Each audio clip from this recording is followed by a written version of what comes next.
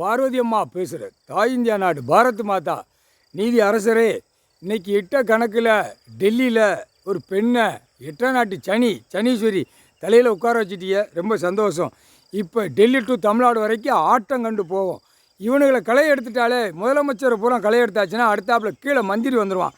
மந்திரி வந்தவொடனே கீழே அதுக்கடுத்து எம்எல்ஏ வருவான், அதுக்கப்புறம் பஞ்சாயத்து போர்ட்டில் வரும். அப்போ இவனுங்களுக்கு களை எடுக்கிறது எட்டாம் நாட்டு சனீஸ்வரி பிடிச்சி ஆட்டி விட்டுருங்க. நீதி அரசரே, கடவுளே, ஐயா ஐயா, ஐயனே ஐயனிட்டு ஐயனே பரமேஸ்வரா பரமசிவன் அவமதித்து உள்ளே ஓடுதான் வாரான். தாய் இந்தியா நாடு முழுவதும் நான் தான் கெட்டிக்காரன் நினைக்கான். இந்த கெட்டிக்காரத்தனத்தை அமுக்கி அவனை சோழி முடிக்கிறது கடவுளால் தான் முடியும், நீதி அரசரால் தான் முடியும்.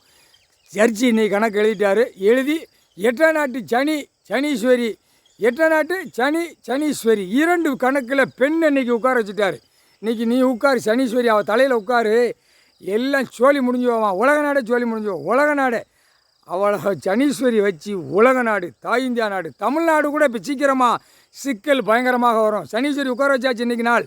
2 நாள் சனீஸ்வரி டெல்லியில் உட்காந்துட்டா. முதலமைச்சர் பூரா பிடிச்சி ஆட்டி எடுத்து வரும். முக்கால்